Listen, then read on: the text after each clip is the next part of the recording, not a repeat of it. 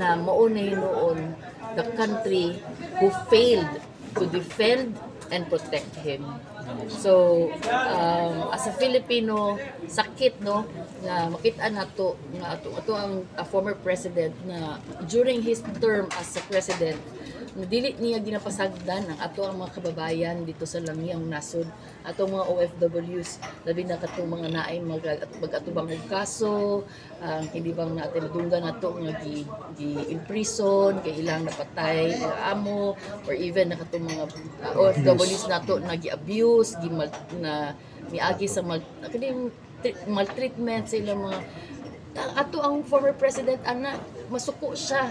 Moto siya, it's either iyang tawgon katong presidente or prime minister or isa man ang leader dito sa katong country which our kababayan atong kapwa Pilipino nga ato adidto nga nangayo og tabang sa atoa kay lisod kaayo nga nata sa langyaw nga lugar tapos walay mo tabang sa imuha. So ato presidente mismo ato dito manawag aron kuhaon hangyoon katong nga country nga pwede ba ipapauli na lang na diri sa amo ang nasod kay Pinoy na siya, kami ang mutaral umigliti sa anak sa iya as a Filipino.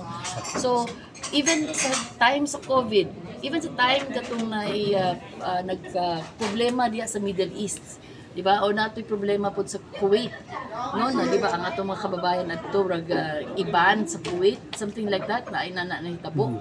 And then our president, no? Nag-charter siya og eroplano, kaya ingon siya, nga dili siya mosugot ang ato ang mga kababayan na mabilin dito o maigo sa gera or sa unsa may mga panghitabo dito sa Middle East, dili siya mosugot nga na ay Pilipino mabilin dito.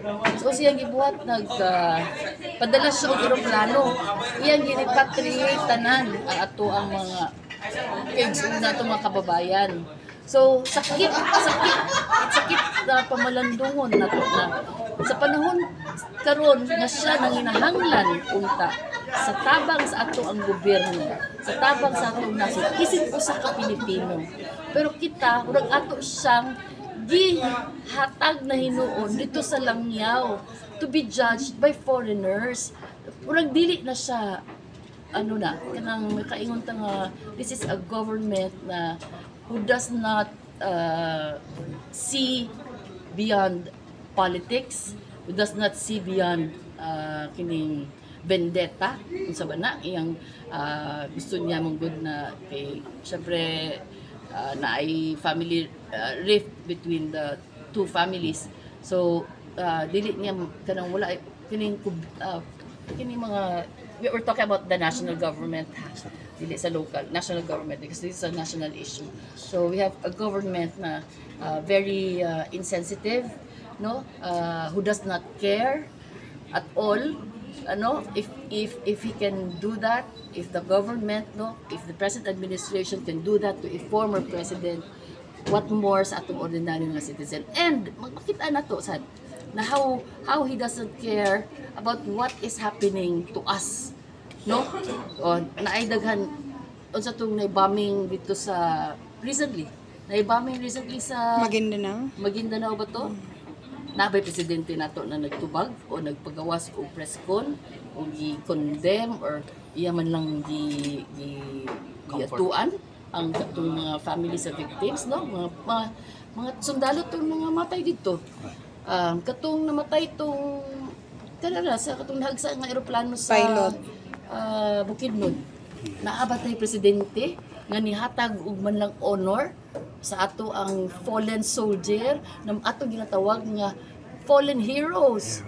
O wala siya dito sa lubong, wala siya dito sa lubong man lang sa gikan sa Bukidnon kay gidala man ang bodies no sa remains dito sa Villamor Air Base kay of course Air Force eh.